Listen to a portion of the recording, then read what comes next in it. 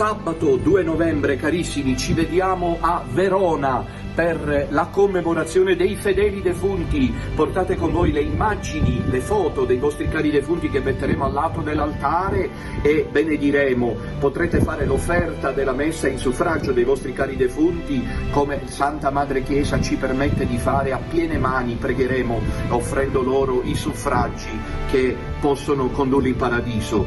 Sabato 2 novembre a Verona alle ore 16:30 preghiamo e celebriamo la messa per i nostri cari defunti. E poi domenica 10 novembre saremo a Cassino per tutto il piccolo resto romano e di dintorni. Partiranno dei pullman a costo zero, gratuiti, da Roma per quelli che non hanno come venire a Cassino. Verrete e sarete ricondotti a casa gratuitamente. Per le prenotazioni rivolgetevi alla segreteria di Radio Domina Nostra o al referente regionale del Lazio. E poi ancora vi ricordo che il 27 dicembre io celebro l'anniversario della mia ordinazione sacerdotale, 25 anni di messa, il giubileo d'argento, giù in Sicilia, piccola Nazareth Ave Maria per quanto lo vorrete. Abbiamo vissuto un momento di grazia lo scorso 6 ottobre a Milano con migliaia di fedeli, il piccolo resto c'è e il popolo dei rosarianti con la corona del rosario in mano. Andiamo avanti e preghiamo per il trionfo del cuore immacolato di Maria. Verona, 2 novembre, commemorazione dei fedeli defunti. Roma, Cassino, 10 novembre con la possibilità di venire coi pullman gratuiti da Roma. E poi 27 dicembre vi aspetto giù in Sicilia. Tutte le altre tappe saranno rese note nei giorni a venire. Sia lodato Gesù Cristo e avanti con Maria.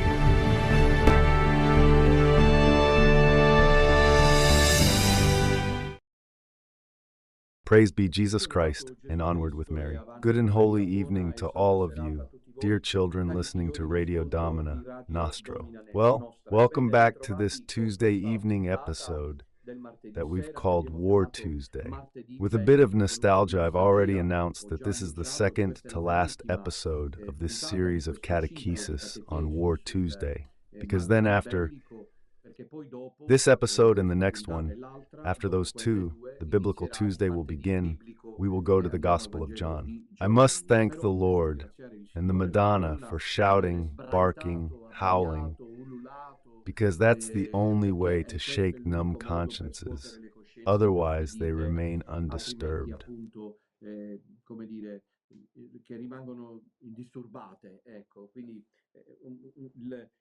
Let's say the outcome of this Tuesday warfare catechesis, ongoing for a couple of years, is quite positive regarding the spoils. I am here in the province of 𝐥'𝐞𝐻, about to wrap up a very lovely half-day, more or less half, since we gathered here with the organizing staff around 4:30. Then afterwards, there was the live recitation of the Holy Rosary and also the Holy Mass celebrated by Brother Celestino. Several faithful, whom I greet from Piedmont, are here to attend.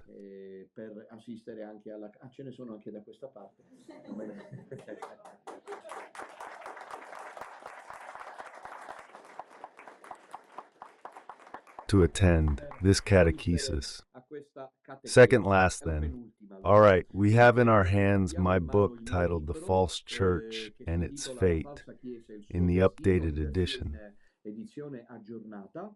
And the penultimate episode allows us, as you already know from the title, to pause on page 139 and following on what I have called womb mania. You know, there's ludomania, which is the obsession with gambling, and then there are other manias too. Unfortunately, as we know, the list is endless. But generally, mania indicates, for obvious reasons, something that's hard to shake off and becomes like an obsession. In the church, in Bergoglio's false church, there's now a bit less, because Bergoglio has managed to surpass Luther. You see, Luther has disappeared. Bergoglio has even managed to surpass Luther, and therefore no longer needs to resort to Luther. I speak with full knowledge But keep in mind that from the false election of 2013 until 2017 to 2018, when Amoris Laetitia came out, Bergoglio is the false church.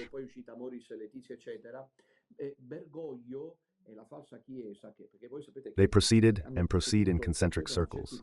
There is no doubt that there is a first concentric circle that immediately knew there would be the St. Gallen Mafia working for the invalid election of Bergoglio, because Benedict XVI resigned without abdicating and retained the munus, as Dr. Cianci says, placing himself in an impeded seat. Certainly, there was already a pull, a team of prominent personalities in the Catholic Church who willingly contributed to this coup, which is still evident to everyone today. Slowly, the plan was then to expand the concentric circle to include bishops, cardinals, general superiors of religious orders, theologians, and so on. As soon as the circle widened, there was no longer any need to refer to Luther. There's a year, you know my style. I always say we read from the book, and then from my book, I don't even read a syllable many times. But I summarize it myself, and I find this more interesting.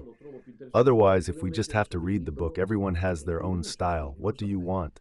I write them, and then I don't read them many times. Well, this isn't a good example. Let's see if we read something now, though. Passage doubly decisive in this Luthermania, at least from a choreographic and scenographic point of view. You know that one must always focus a lot on this aspect that the ecclesiastical Freemasonry knows how to play well. That is the scenography, you understand. Many people are convinced that Pope Francis is the Pope of merciful openness, the Pope who is suffering because they criticize him for the good he wants to do, because the media portray it that way, because they no longer aired the slap on the hand of the little Chinese woman, for example. Have you ever closely examined the expression on the face of the so-called Pope Francis? The real Bergoglio is there. There are other images of Bergoglio circulating, but the real Bergoglio, in my opinion, is in the expression immediately after the slap given in anger. With anger towards that poor Chinese woman, I don't know why Francesco is laughing. We're talking about anger and a slap, and he's laughing. Well, we'll need to understand. With anger given to that poor unfortunate woman, who we don't know what exactly she said to the so-called Pope Francesco. It seems, you see, I had no doubt. It's the first time I'm asking the director, because by now there's complete harmony with the director whom we greet. He's in Rome. Look at this image, or look as soon as he turns, what an expression Bergoglio has. That's the real Bergoglio that the media hide, I was saying then that the ecclesiastical Freemasonry focuses a lot on the scenography, on the comedy, on the emotional effect. For example, at the synod to open the blessing to gay couples last year, they told the story of the woman who came in crying because her son was homosexual and took his own life. They play a lot on emotional effects. And then there are very specific techniques, two of which are well known because they have been studied by scholars of a certain caliber. The boiled frog technique. Have you ever eaten frogs? Yes? You survived? Miracles do exist. I ate it too, and since then I haven't been the same. I ate it too, in the province of Bologna, and then when I told someone dear to me, they said, "Did you go to Bologna and eat a frog?" But excuse me, the bolognese lasagna, the fettuccine, the tortellini, and you eat the frog? I said, but not tried the frog. When you cook the frog, or not, since it jumps, you don't put it in already boiling hot water because it'll jump out. And then how would you cook it? So you give it a little bath, a nice bath. Come here, my little one. I'll put you in the water. And it's at room temperature. It doesn't seem real to it, you know. Then you light the fire, and slowly, gradually, the frog doesn't notice. It's hypnosis. Overton, window. I talk about it in my book, Church, Where Are You Going? I explain how Overton demonstrated that certain paradigm shifts, initially unacceptable, are gradually prepared for by shaping individual and then collective consciousness with strong media support.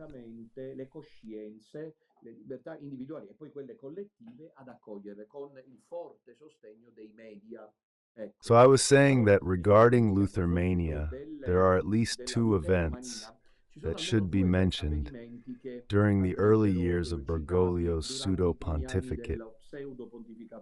The two events are, first of all, I'll tell you right away what they are. They are the placement of the statue of Luther in the Nervi Hall in the Vatican, as also shown by the photographic sequence you are watching.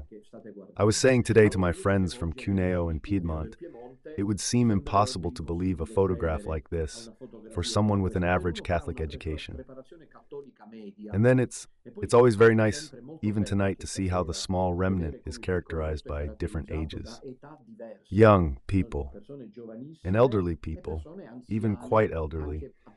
And perhaps those of you who are older should interrupt me and say, "Father, we can say it more than you." Would you ever have imagined, madam, a pope with a statue of Luther in the Vatican? 50 years ago, 60 years ago, when you were little? I doubt it. Certainly, what we witnessed, a pope who isn't the pope, yet dressed in white, enters the Hall of Nerves. It's as if there was a welcome for the Pope, and he struts by because, when it comes to striking, he harbors hatred for the Catholic Church. Satan instills in him the hatred for Roman Catholicism, and he passes by with a steering wheel, because there's the statue of a doctor as the first event, like a dramatic effect that's explosive. Because if the Pope walks past Luther's statue, it might happen that there are young people here whom I greet, and they say to themselves, well, if the Pope walks past, then why did my parish priest, Father Minutella, explain to me for years that no, Luther was a heretic, he was this, he was that, and no Lutheranism here and there, etc. However, the Pope walked past him. So Don Minutella is a Taliban fundamentalist.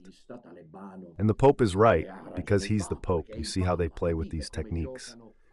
And the other event, I mentioned two events in this development of Luthermania, and the first is this one, the reception of the statue of Luther. Unbelievable to say, but we would never have imagined they could do worse than that. Within 2 years, when they held the Pachamama procession in the Vatican. How do the priests do it there? The other day I was thinking about Alessandro Schwegel, the young Austrian who overnight taken the statues from Santa Maria in Traspontina of Pachamama to throw them into the Tiber. The next day, Pope Francis apologized. Look, it seems like a horror film. Pope Francis apologized to those who were scandalized by this act, which was an anti-idolatry act, because the person said, no, these are idols. It's not possible to keep the idol of an Amazonian fetish in Rome, to which, moreover, human lives were sacrificed in the past, you see. And then on this occasion, the other episode, the other event is from 2017. This date always tells me something. Let's see. Is there some anniversary we remembered in 2017? Yes, of course. 2017 we remembered the centenary of Fatima. But as a strict Catholic that you are, why don't you listen to Cardinal Reinhard Maria of Cologne and then of Munich? But what centenary of Fatima?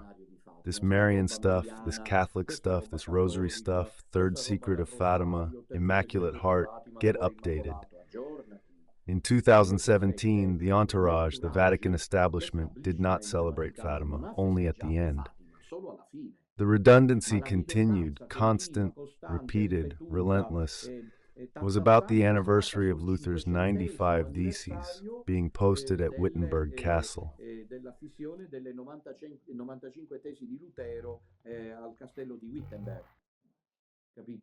Bergoglio on that occasion went to Lund in Sweden to arrange a joint declaration, which even then made me, a Catholic priest, decide to die a Catholic. I've decided to die a Catholic, I've decided to die a Catholic in these times of total apostasy, and I'm proud of it. And he went to Lund. I was already shocked. I would never have imagined that a couple years later, the same person would go to Dubai, I think anyway to the United Arab Emirates, to sign the Abu Dhabi document, which states that all religions are equal. Those things he recently repeated. Basically, he acts undisturbed. Today, Francesco in the homily we published, so it's not like I'm saying things that aren't known, they're public because he said them.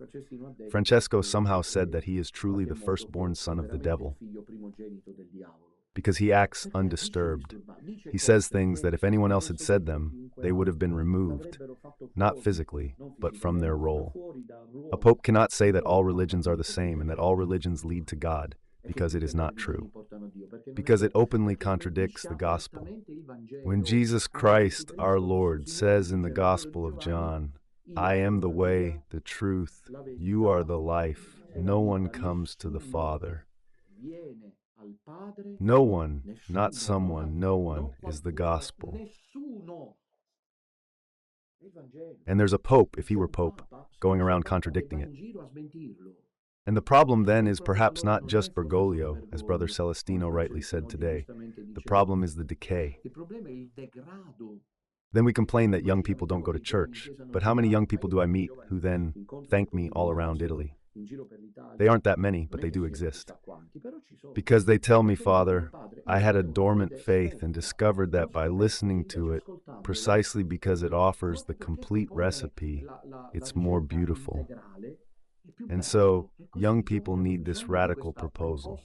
Churches are empty. Yes, then they do World Youth Day, where there's that priest who broadcasts the songs, the music, those med tones. It's incredible. It's all incredible. The obsession with Luther is part of this project to destroy Roman Catholicism. Why? Then, of course, you delve into it. Otherwise, why do I write books? I give you the reading guidelines, the frameworks. Why Luther? I've identified them over the course of these. How many years have I been this crazy? 7, 8, 7, and so. 8 almost in November. In November it will be 8 years. Incredible. And I survive. All right. I've identified 3 main directions, 3 decisive paths of the false church, which are, I'll tell you as they come to me, but then I'll explain them in concrete terms of importance, in the opposite sense of the term of severity. Neo-Lutheranism, Neo-Modernism, and Neo-Arianism. I've written books on that. Here it is. I've got it with me. I've lost the page. It's a treatise on Neo-Lutheran heresy. I wrote this in 2019, a treatise on Neo-Lutheran heresy. So there are these 3 heretical paths that Bergoglio and the false church follow.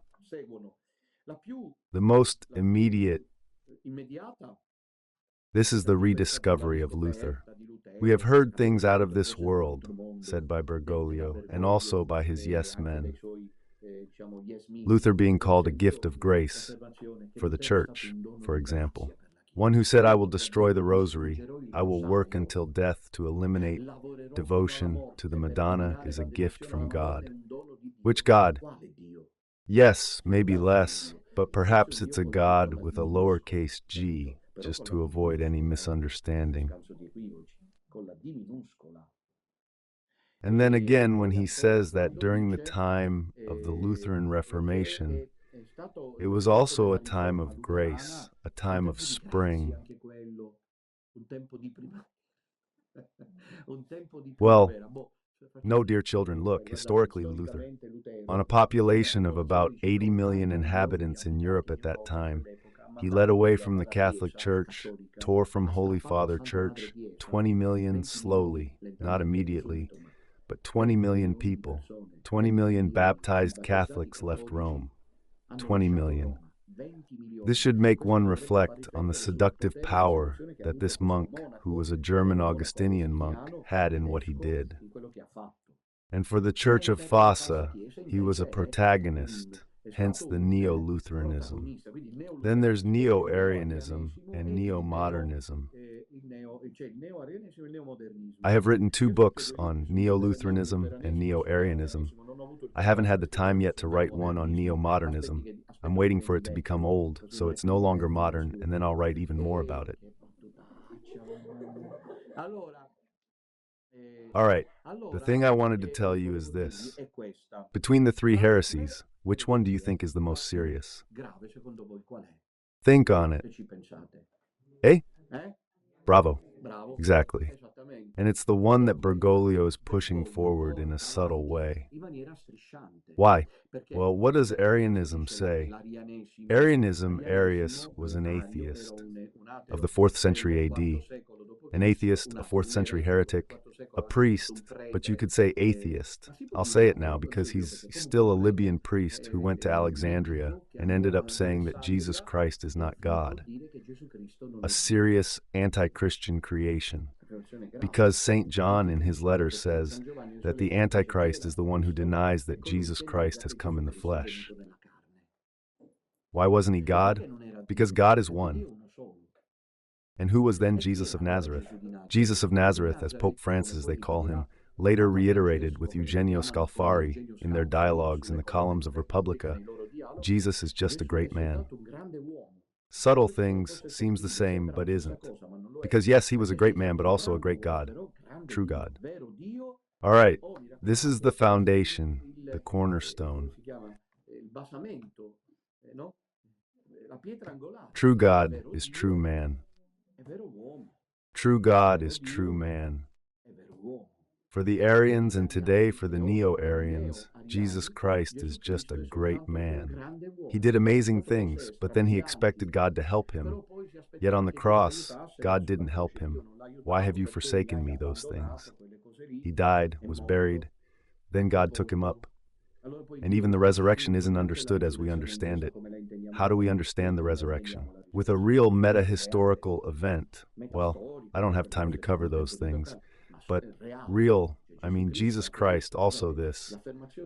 Look, the statement, there are a couple of statements that should be repeated day and night because they bring joy and keep us safe. For example, 3 persons in one God, even this. True God and true man, Jesus Christ. And then all the other statements.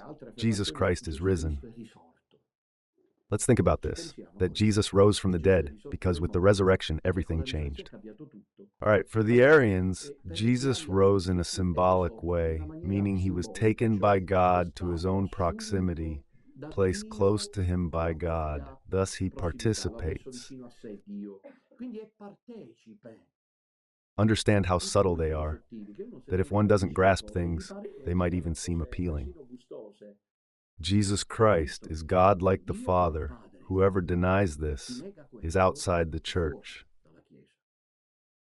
You know that in the dialogue with Eugenio Scalfari, I write it in my books, Bergoglio goes so far as to say that Jesus Christ, being a Jesuit, by deciding to come to earth, lost his divinity. No, Jesus Christ did not lose his divinity at all. He became man but remained God as a person. The Neo-Arianism is subtle and insidious, because if Jesus Christ is not God, the incarnation does not exist. What does exist? Enzo Bianchi.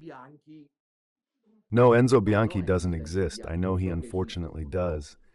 But in fact, now the establishment, you see how they act. Bergoglio makes them, creates them, and then destroys them. It's unbelievable, look. There is, for example, Father Antonio Spadaro, who seemed like he would, and then suddenly, stepped aside and it's not him. There are many, many who seem to rise, and then it's him who decides he enjoys it. The Archbishop of Milan is not the cardinal. Let's say it quietly here in Piedmont, since in Turin there's Ripoll. Now he's Cardinal Ripoll, you see. Well, he gets it, because it's from the papal court. Bergoglio, who used to say, "I don't want papal courts, I don't want courtiers. Woe to anyone," doesn't kiss his feet, as they used to say, and doesn't carry his bag. The progressive Pope, the Pope of modernity, the Pope who opens up, the futuristic Pope, has brought Rome back to the worst Renaissance period, when there were popes with nephews, great-nephews. They did all the nepotism themselves, with the Borghese families, Madonna Farnese, and what's the other one's name? I can't remember. Borghese did everything themselves, among themselves, And today in Rome it's like that, but with the difference that here, he does everything himself. The Archbishop of Milan is not a cardinal. I'm not a prude, because then I say it's not possible that the Archbishop of the most important, prestigious, historic church in the world after Rome is not a cardinal after 2,000 years of Christianity's history. But this is just to mention Bergoglio's whims.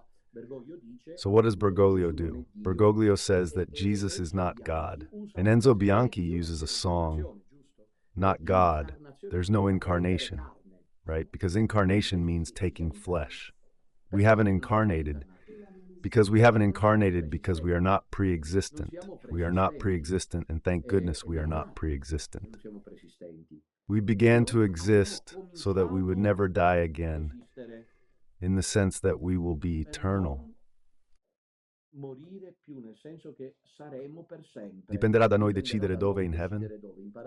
In hell, for an eternity of bliss, of joy with God, Trinity, or far away. Each of us freely decides with our own conscience. You see, it's not like that, However, is Jesus Christ pre-existent or not? Yes, always, of course. Why? It's God. So there's the incarnation, but if it's not incarnated because it's not God, what's the category they love to operate in?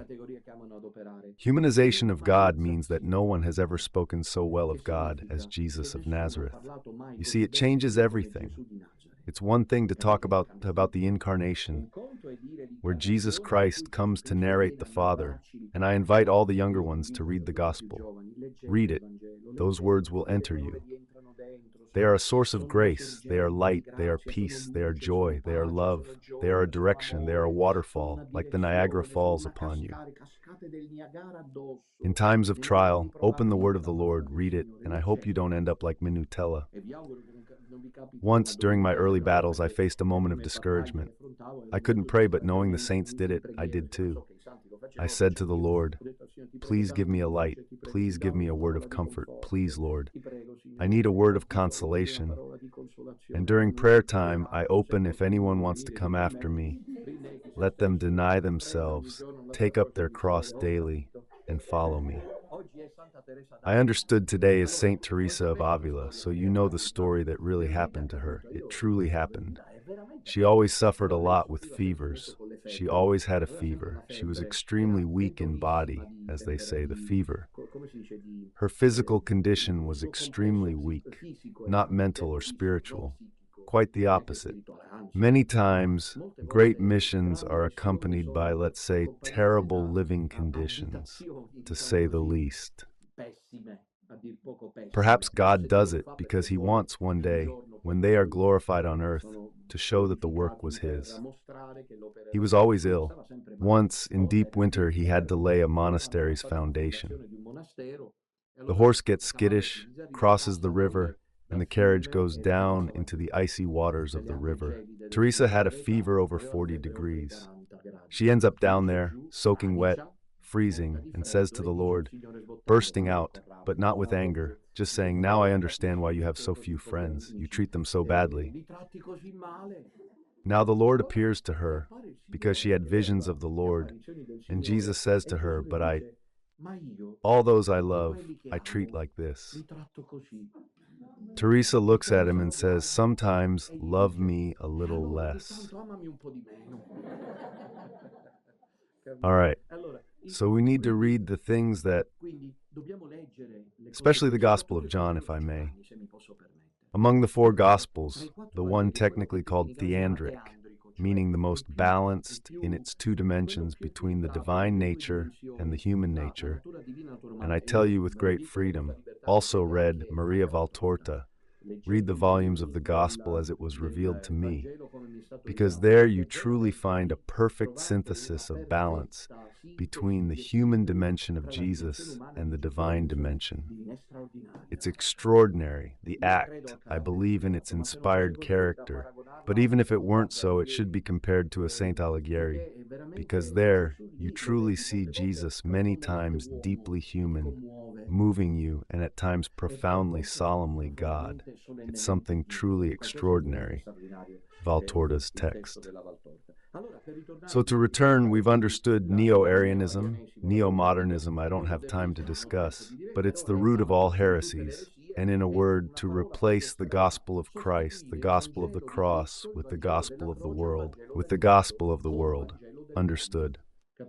Wink at the world, introduce into the church the typical sensitivity of the world. And what is the typical sensitivity of the world? If one wants, because it must be extremely concise, I'll say it immediately. The gospel of the world is called profit, of any kind, profit. The other day, I can't remember where it was, in one of the hotels where we stayed during this trip, so we entered a hotel. I think we were in Lombardy. Yes, in Lombardy, they treated us very well because they asked. I had asked for something. They gave it to me and even did something else. I don't remember if it was water. I don't remember. The details escape me. But then one of the little sisters said, Father, did you see how kind they were? Kind? Look, I gave the money, because if we don't give money, we're nobody, my dear. She's stuck, poor thing. I told you the truth. If you don't have the money, you're nobody. You are worth nothing in the eyes of the world. The world takes advantage of you when you're young, beautiful, attractive, charming. You have plenty. As soon as you become not just old, but also maybe as a young, ugly person, or ugly outside the circuits, or you get sick for nothing. What did he read today? That I read just quickly on a Facebook page. Not read. I say that one of these self-creators of the plutocracy, let's say of those who matter in the world of Jewish, I won't name names, would have said that the project should be to eliminate at least 2 billion human beings on planet Earth. It's the efficiency-driven view of life. The world is like this. The logic of the world is profit, money, power, success, fame. The logic of the gospel is exactly the opposite. It is the logic of God. What's God's logic? It's the logic of losing oneself in God to find oneself, of dying to oneself. It's the logic of love, of the grain of wheat that falls to the ground, dies, and bears fruit. When St. Maximilian Maria Kolbe was there in Auschwitz, he said that famous phrase, hatred is useless, only love creates. The logic of the gospel is what makes us happy. Because those who live the gospel are happy. Because the gospel makes you happy. Because it sets you free. The modernism is this repeated attempt, which St. Pius X began to combat, to replace in the church, among believers, the gospel of Christ with the gospel of the world. Do you want proof? Here.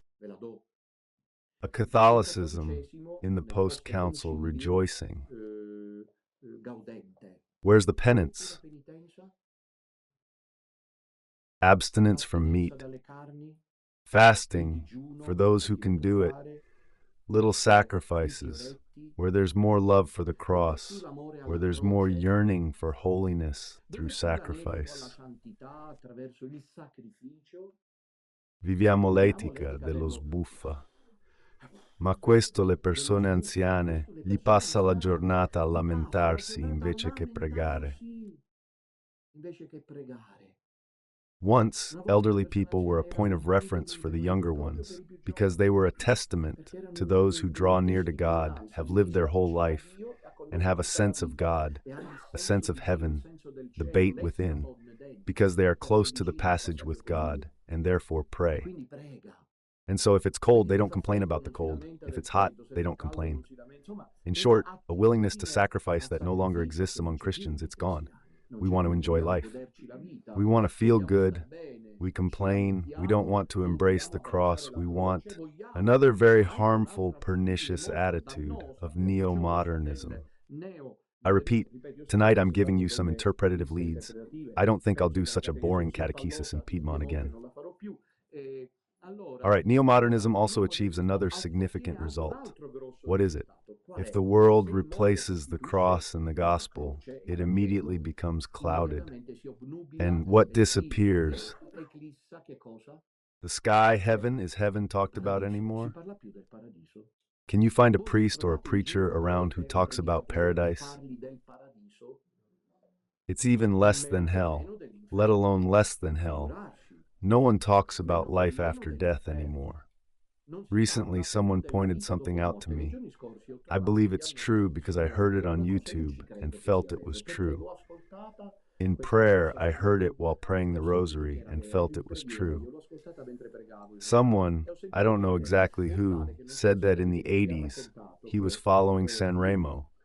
And at some point, the news came that Claudio Villa, remember him, an atheist, was said to be self-something, etc.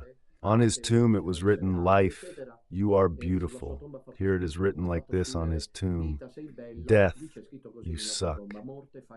Caio Villa, the news came that he had a stroke, was in a serious condition, and then indeed in the following days he died. And that's it. He was telling me I was following Sanremo, etc. Then he says years later, and he mentions the exact year when this happened. He says, I was sleeping and he came to visit me, even though I wasn't a relative, a family member.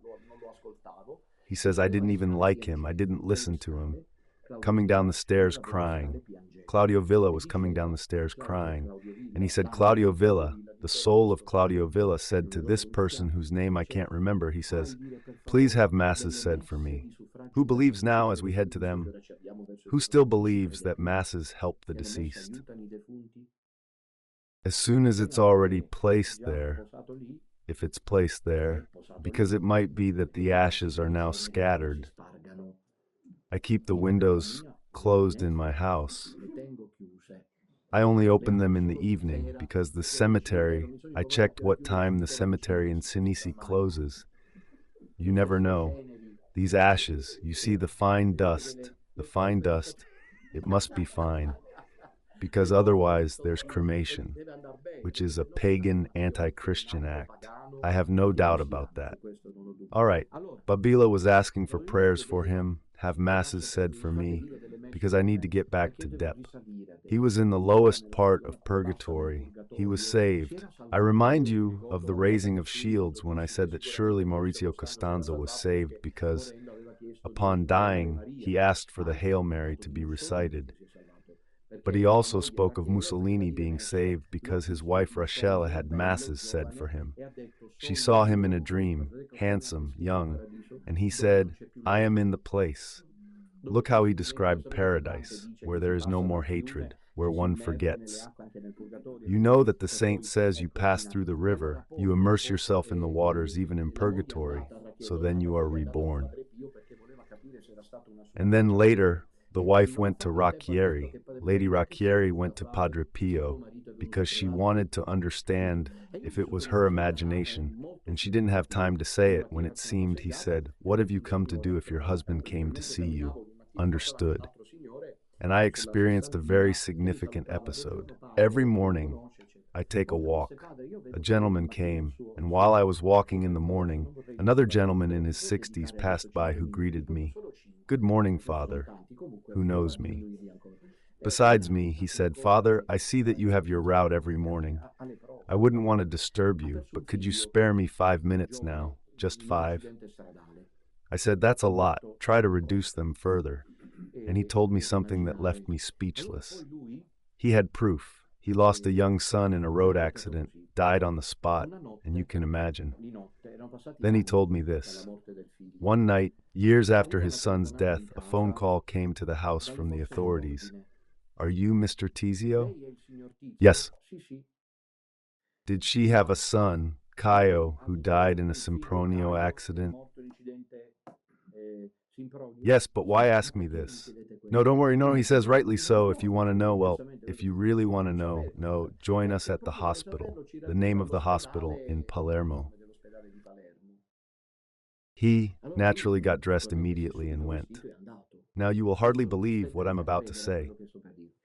There had been a serious accident involving a young man, is thrown off the engine, and was between life and death. They took him to the emergency room in Palermo for surgery. He was under the knife, and then suddenly, even though he was in a coma, the young man woke up. They took him immediately to the psychiatrists and neurologists to assess his ability to connect. And he was connecting, talking, and at a certain point they looked at each other a bit suspiciously because they said, the young man said, 𝐸𝐨 told me what I have to tell you, who is right here next to me. He saved my life because he told me it's not my time, and the neurologists, and who is this guy? I don't know him, he said. Incredible, right? But then Natuzza's life, then I must, and that, so they asked, and he turns to talk with this one, and they thought he was having whims. And that one says he's called such and such and is telling me he died years ago and came as an angel sent by the Lord to help me because I wasn't supposed to die. They didn't believe it, but they did. Imagine the medical staff. They did the research and contacted the father, who said, yes, my son really is dead. He really is called that. He died like that and like that. But is this gentleman here his relative? No. Have you ever met? No. Where's he at? He lived exactly on the other side, not in Palermo. He lived in Borghetto. That's the name of the town. Partinico. Those areas there. I mean, on the other side, you know? They'd never met. To tell you that the sky is no longer talked about, and it's a very serious loss. The gospel of following Christ is eternal life. These things are over. What's the topic? What do priests say? The collection of donations. Let's listen to Cardinal Zuppi, please. Ecological conversion. All right? Ecological conversion. Today, we're environmentalism, and then all the battles for the marginalized. So now raise your hand like me, those of you who are male men. Or raise your hand, well, you have like years. Paolo, have you ever noticed that everyone is marginalized today in society? Even the church fights a lot for its image of LGBT. And so imagine women are marginalized, children are marginalized, the family is marginalized. Have you ever noticed that the male is the only one who isn't marginalized? He's the only one not excluded. We do not have the right to exclusion. Let's come to terms with it.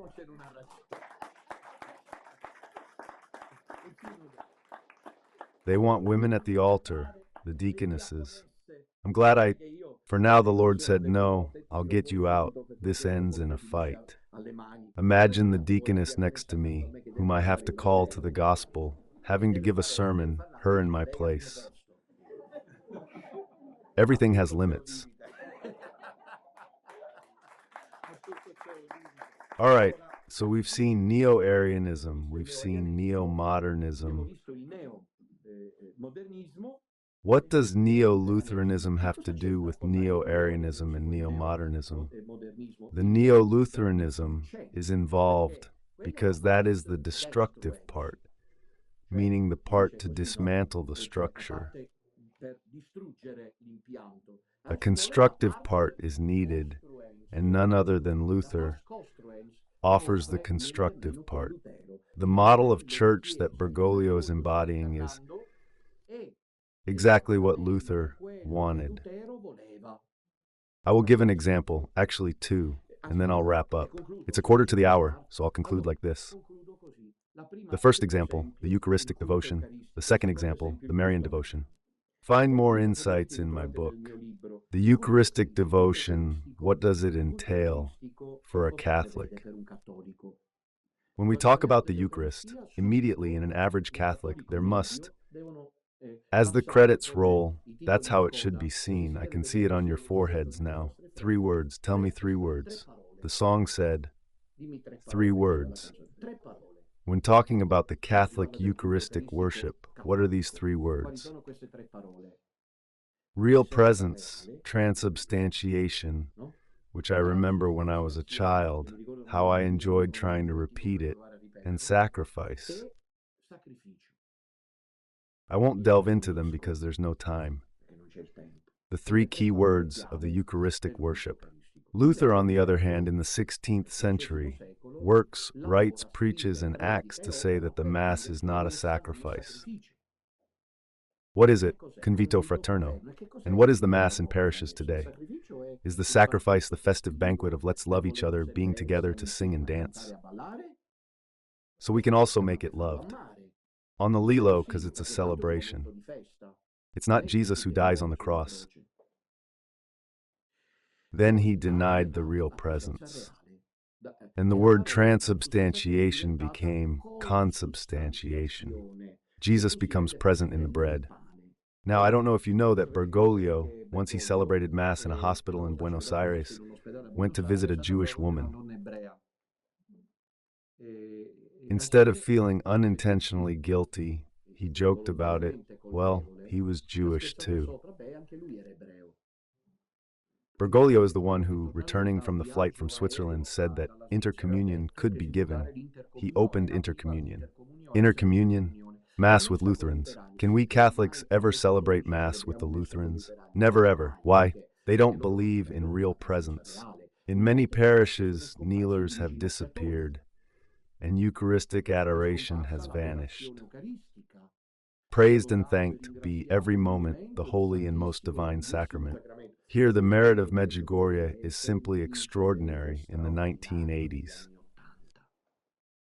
While Italian parishes from north to south, even in Sicily it was like this, not just here in Piedmont, had gone out of their minds, with meetings, gatherings, discussions, round tables, often turning their backs to the tabernacle. At the main choir, the Madonna managed to gather thousands of people kneeling to adore Jesus, present in the Holy Host. The new Lutheranism works to eliminate the Eucharistic worship. So the constructive part of Bergoglian thought is based on the revival of Lutheran theses, and then the Marian cult. For us Catholics, and also for the Orthodox, if there's one thing that unites more than anything, in my opinion, and I don't think I'm wrong, it's the Marian cult. Actually, perhaps the Orthodox, and I say this as a Sicilian who knows that for 1,000 years down in Sicily we had the Byzantines, surpassed the Catholics in Marian devotion. For us Catholics, and also for the Orthodox, the Virgin Mary is Theotokos, meaning Mother of God, and Iparthenos, that is, ever virgin, immaculate naturally, ever virgin, immaculate. And above all, I would also say, assumed into heaven. So she is the Mother of God, the Madonna. The titles are never enough. I don't know how to translate this text. The Madonna, that is Mary. Maria is the quintessence of Christian faith, the nexus of mysteries of faith. Luther, on the other hand, worked to diminish the Marian dimension. Mary is no longer the Mother of God whom we must venerate, but is our sister in faith, There's some truth to it, because Mary, in terms of faith, is our sister, as she is part of the human race, but she is the mother of God. The two things do not contradict each other. Instead, Luther worked to eliminate the Marian cult in the Lutheran world. 𝐜𝐨 Luther wanted there to be no devotion to Mary, and Bergoglio does not want devotion to Mary. He does not want it so much so that he placed peace to mum in the Vatican. I don't know if you are aware, to conclude that Luther took his own life. He was a father, he was a monk, a violent father, aggressive, even with his wife, though less so. He would get drunk. On Fridays he would eat, because sacrifice and penance are not right. We are justified by God. Luther reached a tragic position. This is it. Meanwhile, on Good Friday, he would eat pork with relish, and then, soaked in beer, they would throw him into bed. This was Luther's Good Friday. His final vision, however, is a dark one. I'll tell you why. Sin boldly. No, sorry. Yes, sin boldly. Believe more strongly was a phrase by Luther meaning sin. Be careful. The concept returns in Neo-Lutheranism. I like tonight's episode. The concept returns in Neo-Lutheranism. Especially, it's devastating for the young. Sins of the flesh, as Bergoglio said, are little sins, while Jacinta of Fatima, the seer, couldn't stop crying, that dear girl, because she saw how many went to hell for dying in mortal sin of the flesh. Because it seems like a little sin. It's an offense to God. God set the rules, but they are tough. He established them. So it means they can be faced, and maybe God wants to see if you are faithful to Him. Because each of us has the measure to judge ourselves where we don't show others. God sees. You understand? Because it's always very easy to talk to others, but one must constantly reflect on oneself. So Luther says, you are a sinner, therefore sin. There's nothing else you can do. Got it? This comes back today. The statement by Bergoglio that the commandments are not absolute, because it's important to know only Jesus Christ, to meet Jesus Christ, is a Neo-Lutheran assertion. It's like saying the ethical dimension is impossible to live by. Sin boldly, believe boldly. The important thing is that above all you believe. Avoid sin, do you? No, because you are of human lineage. You are tempted and a sinner, so you cannot avoid sin. All right, you just have to believe. Am I safe? Saved. Luther says, there's no point in trying to ask yourself that. Know this about Luther? Stop trying to ask yourself. He's decided it all. It's a position of such gloom. Now I'll tell you why. Tremendous. Devastating. I mean, it would have been God who decided beforehand whether you are to be saved, so you can do whatever you want in life, even bad things, and you'll be saved because that's what He wants.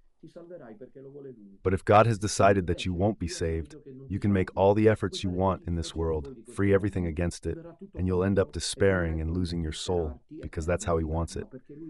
This is called predestination in a radical form. This is devastating. Do you know why? As we were saying today, as Brother Celestino told us, there are chosen souls like St. Teresa of Avila who are refined in the crucible's fire. But this also applies to us. God tests us. They have removed from the Our Father, due to this Neo-Lutheran vision, lead us not into temptation, because God cannot lead into temptation. If Jesus taught it so, there must be a reason, Holy Motherland. How could they change the Our Father? God does not lead us into temptation. It's not possible because God does not lead into temptation. Oh, are you sure? Read the Bible. When He asks Abraham to sacrifice his son Isaac, when He tells the Jews why 40 years in the desert to test them, Job, and so on and so forth. So when you experience a moment of trial in life, illness, suffering, bereavement, turmoil, inner nights, and so on, and you reach the Lutheran vision, it's the darkest despair because you end up saying, then God doesn't want me. How many come to think this so often? I feel like God doesn't want me. It's a devilish thing that whispers holy.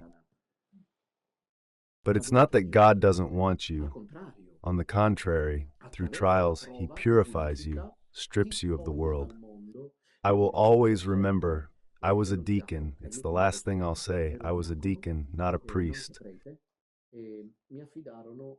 I was entrusted with a young man named Fabio, 24 years old. I believe he was more or less 28 years old, suffering from terminal cancer, a brain tumor. I have to accompany him a bit. I, being young, didn't understand. I was amazed because I suggested to him, since we had these passions for football, like Formula One, then after you're preparing for death, try to see with people if you've been through it. I knew then that disinterest arises, and it will be the same for us. Those things we are passionate about.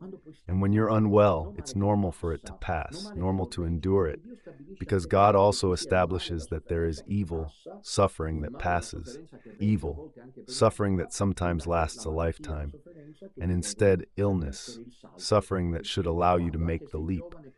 And you see, when even if the young person, that young man, that young woman, no longer has the taste for the world, doesn't have it anymore, because they're dying, doesn't have it anymore. And I saw in Fabio that it was no longer there. I wanted to take him out, like, let's go get ice cream in Mondello, no, Sferacavallo, the seaside places of Palermo. But nothing. He didn't want to, because he wanted to pray. No. But then I asked his mom, why doesn't Father Alessandro want to take him out? Go out. Then the mother told me. I was mortified because I truly lacked experience. When you're just seeking the sky. So God measures out in our lives according to a level of openness that each of us, only He, gauges within Himself, and we ourselves also know. I, for example, if God had revealed to me what I would be, what I would have experienced, I tell you the truth. Frankly, I don't know if I would have said yes. At the beginning, I said it quite enthusiastically. What did I know about what would happen? The Lord knows what He draws from us. Father Pio always told his spiritual daughters, God is a great sculptor, working with knowledge of what He brings out. So in conclusion, these three heresies, Neo-Arianism, Neo-Modernism, Neo-Lutheranism, as you can see, have gathered in Rome through the supreme leader, the ultimate dictator, to destroy the Catholic Church. Keep your eyes open and stick to the faithful rules. Allow me one final remark. This morning I did the Holy Catechesis and coffee, for those who follow it, and I mentioned the Fante theology of Father Serafino Maria Lanzetta, who says, as a good representative, unfortunately a painfully good representative of the Unacum world, but no, you must go to church. It's that usual phrase, you don't abandon the church, you don't leave the ship. But when you ask him, he says, I understand how you think, I withdraw from the channel. He is the Pope. And one must criticize him when he's wrong, but agree when he speaks correctly. Why a Pope? But whenever a Pope? Do you know a Pope who on even days speaks Catholic and on odd days makes do? I'm sorry, need to do a skit. All right, pretend this is the papal chair. All right, I am the Pope. All right, you know Jesus is risen. That's why you ask me if I'm Jesus. He's risen. You know, the Madonna was assumed, like this, like this, since this is the ordinary magisterium. Understood, the ordinary magisterium, this, and so it can be contested. But if the Pope goes to sit down and says, I solemnly pronounce, we all must obey, so excuse me. But this Pope, who has to be Pope 365 days a year, what's the point? Excuse me, do you agree? We do like this. We ask the cardinals, we make a petition to the cardinals in which we ask them to elect a part-time Pope who has given and who has praised Jesus Christ and onward with Mary. Good evening to you all, and thank you for your patience. serata a tutti voi e grazie della pazienza accordata.